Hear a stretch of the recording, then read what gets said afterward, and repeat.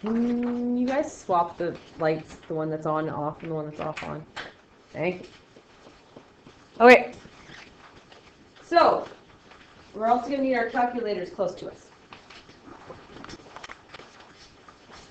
So here it says, analyze quadratic functions of the form y equals ax squared plus bx plus c. Identify the characteristics of the corresponding graph, including the vertex, domain, range, direction of opening, axis, symmetry, x and y intercepts to solve the problems.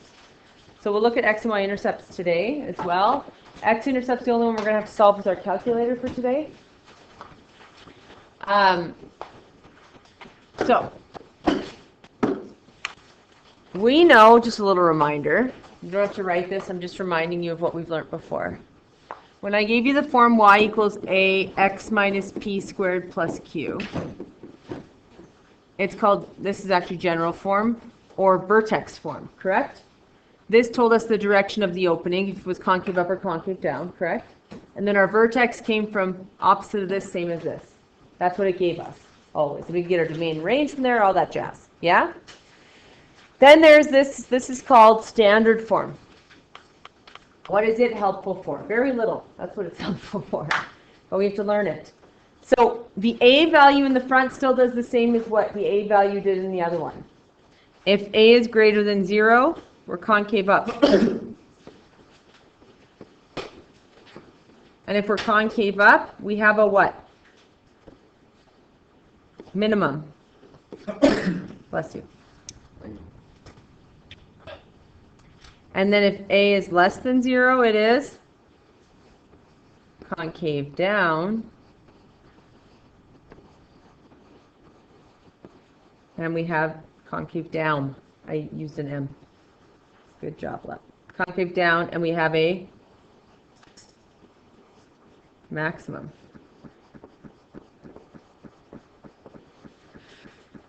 Now, noting to self.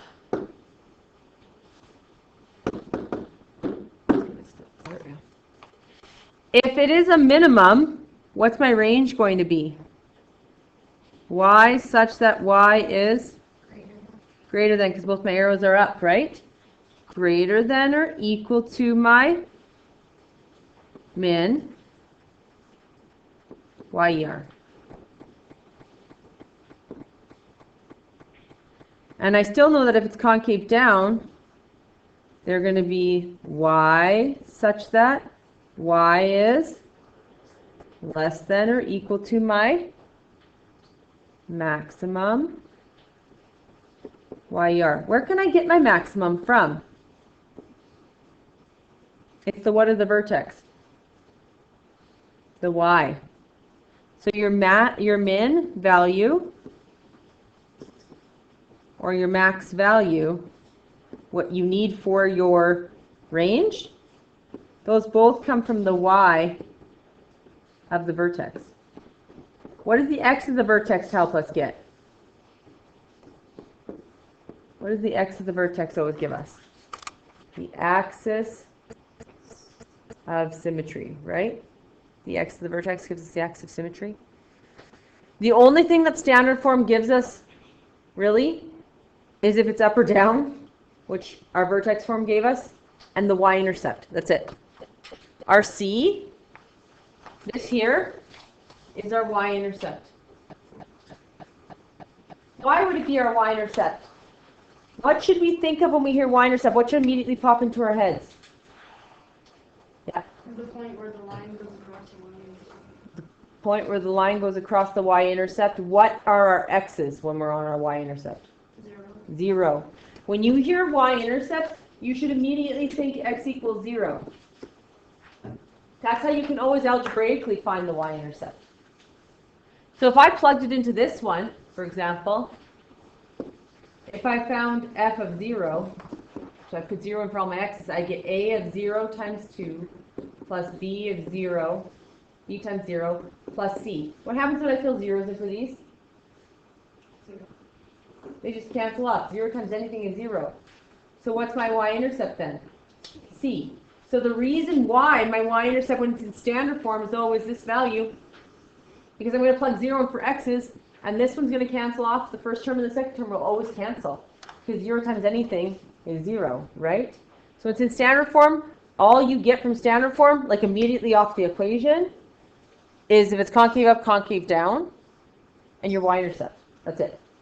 If I want any of the extra information, which I said up there I'm going to find, I'm going to get the vertex, the max, the min, all that stuff, your calculator right now is how you're going to have to do it. We're going to learn how to complete the square on Monday and Tuesday, but for now it'll be your calculator. So, let's go to the next page. Oh, look at this lovely function. We're going to type it into our calculator because we're going to practice with our calculator. And yes, it's drawn for us, but it won't always be.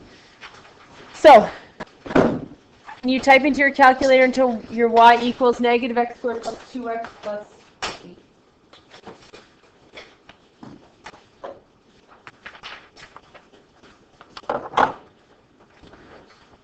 Yeah, you're typing your equation in. And then I want you to find the vertex. There's no such thing as second trace vertex, right? But there is max and min. So that's what we're going to use. So we're going to go to our y equals cleared out. We're going to go negative x squared plus 2x plus 8. And I'm going to go zoom 6 just because I don't know what my window's set at. And zoom 6 just resets it, right? And your calculator can only find max and mins if it can see it. Can it see them? Can I see the maximum? Yeah, so I can find it. So I'm going to go second trace. And I want the vertex. I have to pick min or max, and that one happens to be a maximum, so I pick 4. Need to be on the left side. Well, I already am. So I hit enter. Then it says right bound. I need to be on the right-hand side somewhere. Enter. And then I guess I hit enter. So it says it's 1, 9. We agree? It's also drawn for us. So that was nice of them.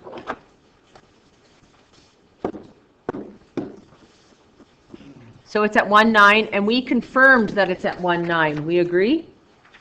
With our calculator, we confirmed it. So I'm going to go down here and I'm going to say 1, 9.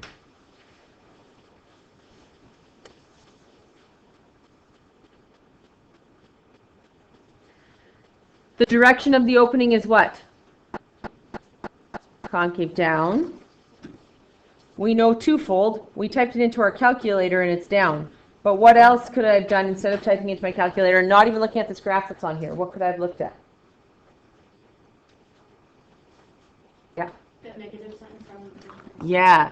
So this is also called my A value, or it's called my leading coefficient. It's what leads the equation. We call it the leading coefficient, so it's what number's in front of the equation. It's negative, so I know it's concave down. I wouldn't even have to type in my calculator and I would know it's concave down. Now, what's my max or min value? This one is a maximum. What's it at? Y equals, what's the highest this graph goes to? 9. Now I can look at the graph and see that, or it's always my what? My y of the vertex.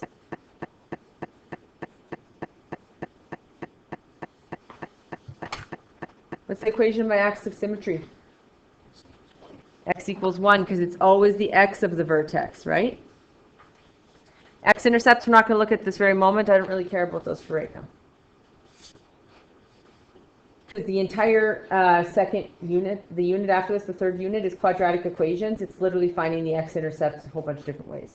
So I'm not stressing about this right now. We're not going to hit this outcome right now. I don't really care. It's an extra way to learn some more calculator steps. I'm not overwhelming you at this moment. We will cover it in great detail in the next unit. So this will pop up in your questions in the textbook and everything. We're not going to worry about that right now. I'm not going to do x-intercepts. Okay? We'll be doing them in an entire unit next. Quadratic equations is just literally finding x-intercepts graphically and a whole bunch of ways algebraically. So don't fret that we're not learning this at this moment. We will be in great detail. Okay? Y-intercept's really easy in this case. Because it's what? It's 8. It's always the constant. The number without a variable. I'm skipping this for now. Could we list the x-intercepts quickly because it's drawn for us? Yes. Negative 2, 0, 4, 0. But I'm not going to make you do it off of the actual calculator. I'm not doing that right now. More steps that you don't need. So negative 2, 0, 4, 0 just came from up here. because I can take them right off the graph, but I'm not concerning myself with finding them with my calculator right now. Okay? The y-intercept is the constant at the back, always. So it's 0 and 8, because my x has to be 0 when I'm finding my y-intercept. My domain is always what of a quadratic if it's not a word problem? X such that x is an element of the reals. My range, I always go and sketch it. I know it's sketched above, but I'm going to sketch it myself. It's concave down, correct? And what's my highest point up here? It's 9, correct? So I just go and quickly sketch that to help myself out with the range. The highest y value is 9, and it's concave down. We agree? So my range is going to be the set of y values such that y is what? Yeah, less than or equal to, because my arrows are going down and my highest point, which is 9. Y, E, R. You guys are going to try the next two. Try the next two. Did everyone practice typing it in? You practice finding your max and mins? Yes. Well, you are not, your face is not convincing to me right now. You are looking like I did not. Did you type it in? Yeah. Oh, that's what I was asking. Oh, good. All right. So this is concave. Up. Thanks for, don't all answer at once. All right. Because our leading coefficient is a positive 1 if it's not there, right? So it's concave up because it's positive. You're like, the graph is positive. It's in front of my face. But what if I took the graph away from you? You could still answer this question. All right. Coordinates of the vertex. Don't all answer at once. It's like Jeopardy. I know the answer. I'm really good at these ones. Let's see if someone else does. Help me out. Come on. Yeah. Katie, what's the question? What's the answer? What's the question? That's success. 1 is negative 4. Close. That's what my graph said. Negative 1 is negative. There we go. Negative 1, negative 4. Is it a max or min? Min. Min when y equals negative 4. The axis of symmetry is that x equals negative 1. The X-intercepts, if you want to list them, are on there. It's negative 3, 0, 1, 0. Like I said, I won't make you find them. Not off a graph. The y-intercept, some might say it's at 3, but it's at, or sorry, negative 3. But it's at negative 3 because that's the only thing this equation really gives me. So we might as well let it shine for what it's good at. Okay? Negative 3. Domain, XER. And range, it is concave up, and its lowest value is negative 4, and I draw that to help myself out.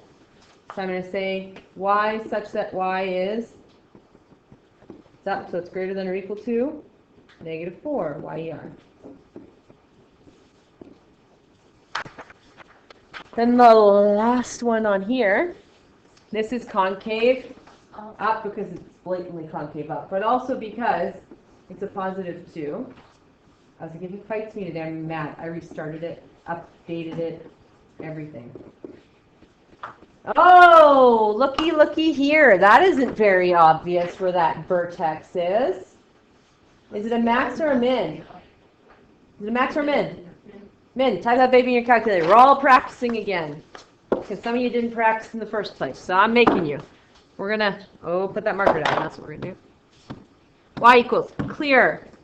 Let's type her in. So we get 2x squared minus 12x plus 25. And then people do this. And you can still see it. But what are we missing if we want to see it better? Change the window. Do we just go zoom out and like let it go to negative? What I don't know, I'm just going to put them all at 100 and negative 100. No. Bad. No. Don't do. Okay? All we need is up here. What's up here mean? My y max. That's all I need to change. Do I need to change anything else? No. So I go to my window, I go to my Y max, and I didn't even need to change it to find that, just so you know. I'm just saying so I can see it prettier. 60. Huh, look how much prettier it is. So many things, so little time. All right, so we go second, trace. This is a min or a max? Min. Left bound, oh, it's there. Right bound. Wouldn't it be nice if it played music? Oh, 2.999998. Don't give me that like that. Just tell me it's a 3 and a 7.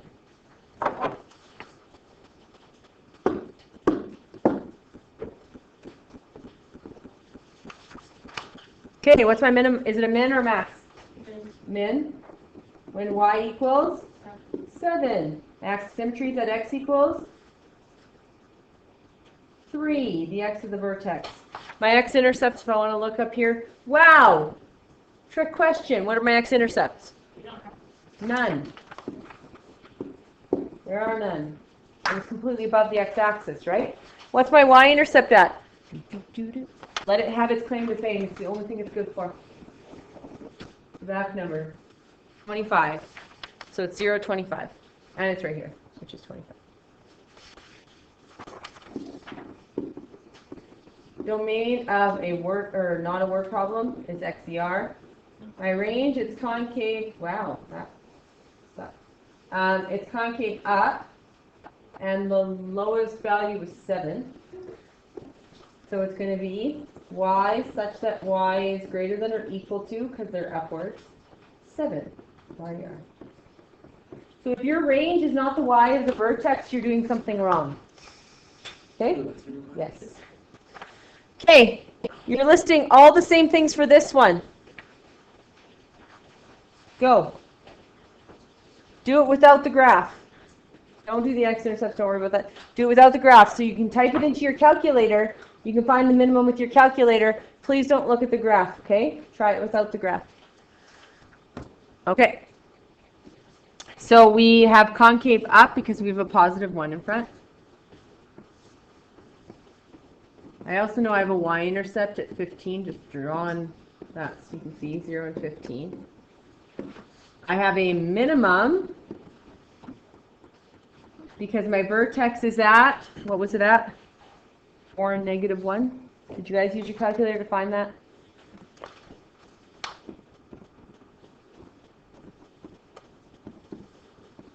So I have a minimum when y equals negative 1. I have an axis of symmetry.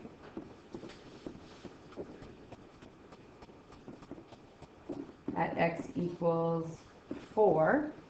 Domain range. Domain at XCR. And the range. Yes, I could sketch the whole graph and help myself, or I can just do a quick sketch. It's concave up, and the lowest it goes to is negative 1. So it's going to be y such that y is greater than or equal to negative 1, YER. Then we're going to flip over to the word problem. Walking off papers. Okay, example 3.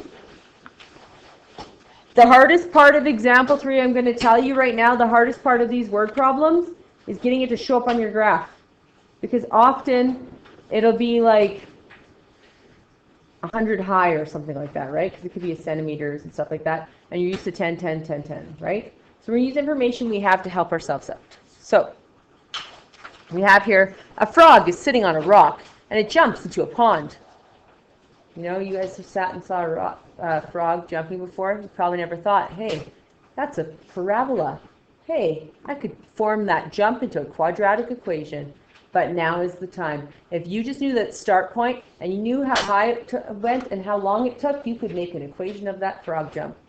Looky here. Here is one. All right. The height, h, in centimeters. You need to know that. Height, h, we know our h, and our height, we know that's our y. So it's in the y position. In centimeters is helpful because we need to know its units. All right. The height in centimeters of the frog above the surface of the water. So we don't count him when he gets into that water. He doesn't. We don't know. He could jump in and then swoosh. You know, we don't know what he's gonna do. Maybe he doesn't follow the pattern. Maybe he does follow the pattern. And he just drops in a parabolic shape all the way to the bottom. We don't know. We also don't care. So once he hits this water, we don't know what he does, right? Now, as a function of t, time is in what spot on this equation? X. You're right, everyone. Good answer. In seconds. Since it jumped. What time do we start at? I'm a little frog. I'm a rock. The time are we starting at? I got one giggle from that. I just act like a frog. Thanks, guys. It's Friday, you can tell. 0 seconds, and then I jump, and then I land at a certain number of seconds. I don't know what that is. I'm a large frog, but I still jumped quite quickly, correct? Yeah? Right? It's in seconds, guys. So let's think of this in a realistic situation here. Frog. 30 centimeters is like one of those little rulers, correct? Could the frog jump 30 centimeters? Yeah, probably, right? Let's do some realistic centimeters here. So our maximum of our calculator could possibly be higher than 30 centimeters, right? So some people leave it at 10, 10, 10, 10. Let's think realistically on this word problem. It could be higher than 30 centimeters, right? And the frog's jumping. He jumps and then he lands. And people will be like, well, that's quick. But our time is in what? Seconds. So he could jump for quite a bit of seconds too, right? But is it going to take him like 300 seconds? That frog is like literally has some serious hang time, if that's the case. Okay, some people give me answers like that. I'm like, I want to meet this frog. This frog is better than LeBron James. This frog is amazing and should take over, the NBA. All right, so let's make it seem like it doesn't kind of make sense. Now, another thing we need to note. They give us the equation, correct? At the very back of the equation, when it's in standard form, what is this? What is that? My y-intercept, is it not? So if you make your x or your y max out at 10, are you even seeing the y-intercept? No. No, we're not. We're going to graph it in our calculator in a second, but we're going to go to B first. What is the y-intercept? It's at 0 and 25. We agree? Okay, let's give it some units in the context of this question. 0, 25. 0 is the x. What's the x in? What units? Seconds. I'm going to write it out as a word because some people think it's a 5. I don't. 0 seconds. And then 25 is a y, and it's in what units, guys? Centimeters. So our y-intercept we know is at 0, 25 because we know that the only thing at the back gives us is the y-intercept. Okay. We know that this is at 0 seconds and 25 centimeters. That sometimes helps us figure out what the heck this means in the context. So it says, what does this represent in this context, in this situation? 0 seconds, 25 centimeters. What would that represent as opposed to like taking into account a frog is on a rock? Yeah. Yeah, and so what was he on? What was he sitting on? So what do you think the rock size is? Yeah. He's sitting on a rock that's 25 centimeters high. He's not on the surface of the ground. He's on a rock, and the rock happens to be 25 centimeters high. Does that make sense? At 0 seconds, a frog is sitting on a rock. At 0 seconds, he's 25 meters high. Frog, rock, height, boom. There you go. So what does this represent in this situation? 25 centimeters is the height of the rock the frog is sitting on.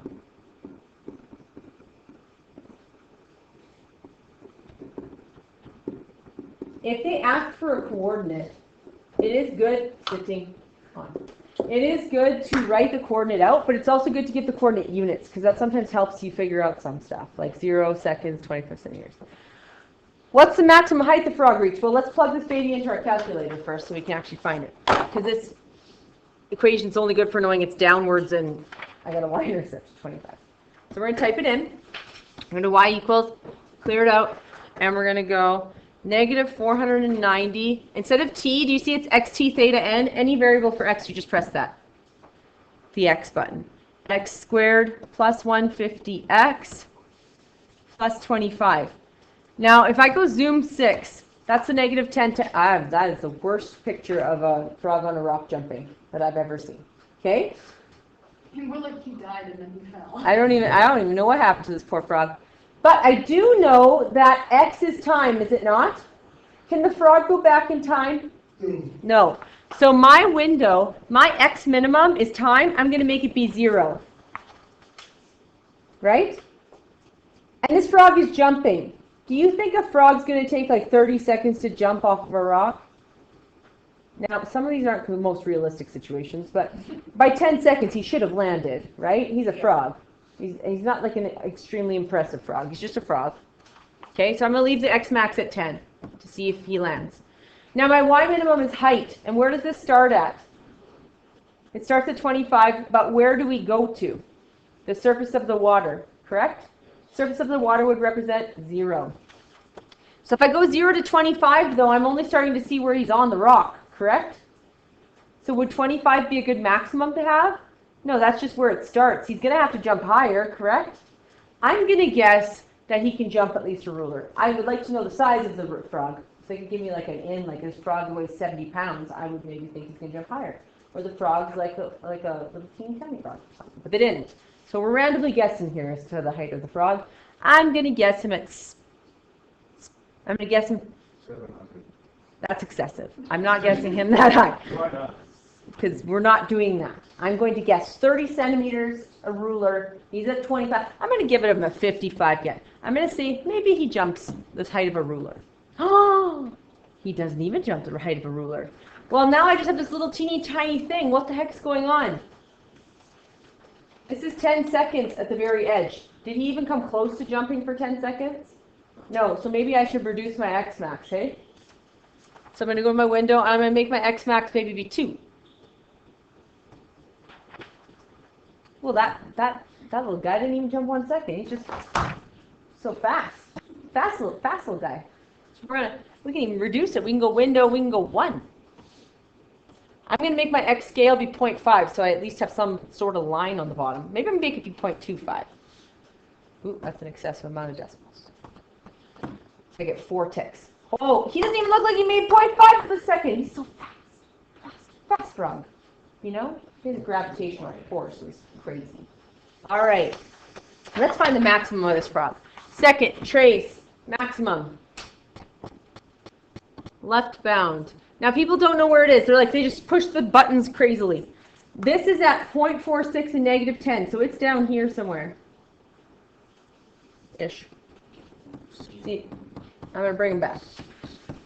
It was over here. Left bound, enter. Right bound, enter, enter. So I get 0.15 and 36.5. 36 point, I don't know what that is. 0.15. Help me. What was it? 36 point something. Why am I drawing? The vertex is 0.15 and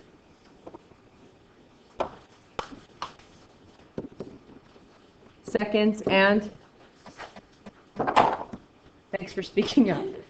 36.48. It's fine. I'll do it all myself. I don't need help. You got this. I'm all over it. No one's helping me. What's the maximum height? Which one of those is height? Seconds or centimeters? I would say centimeters because seconds is not a height measure. That's just weird. So please don't say that. So his max height of frog, of the frog, is 36.48 centimeters. And when does it happen? At 0.15 seconds.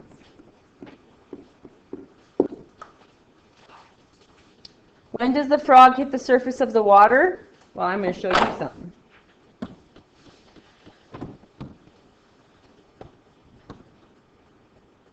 Bama. Circus. So I'm on the left bound of the x-intercept and the right bound of the x-intercept. It's at 0.42, 0.43. So there's going to be a way that we can find that.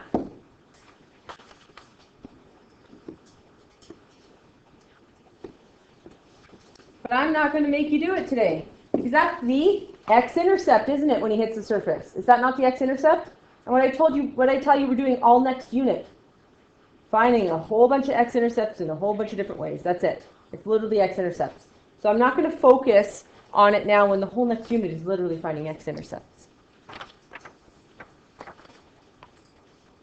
And then how high is the frog at 0.25 seconds? I gave you, that's x, right? When I know what x is and I want to find a y, guys, I can just plug it into my equation. Y equals negative 490, 0.25 squared, plus 150 times 0.25 plus 25. I'm literally just filling it into my equation, aren't I? When I know what t is, I can just plug it in for t. This is technically a t. So I'm going to get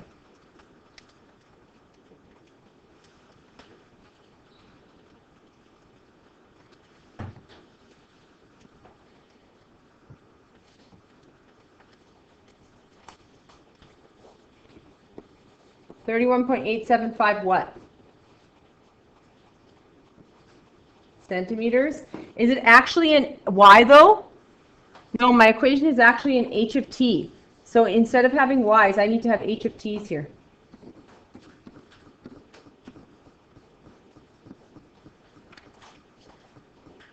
So after 0.25 seconds, the frog is 31.75 centimeters high. This is your homework. The only catch about this homework is if it asks you for an x-intercept, don't do x-intercept. So if the x-intercept is a part of the question, or they're asking you how long it takes to hit the surface of the water or the ground, often it'll be a football player throwing a football, or a baseball player throwing a baseball, because they have the trajectory of a, or a golf ball swinging, because they're going to come up, and then they're going to go down. Hopefully they come up. If you're a really bad golfer, it might just skid. I don't really know what's going to happen.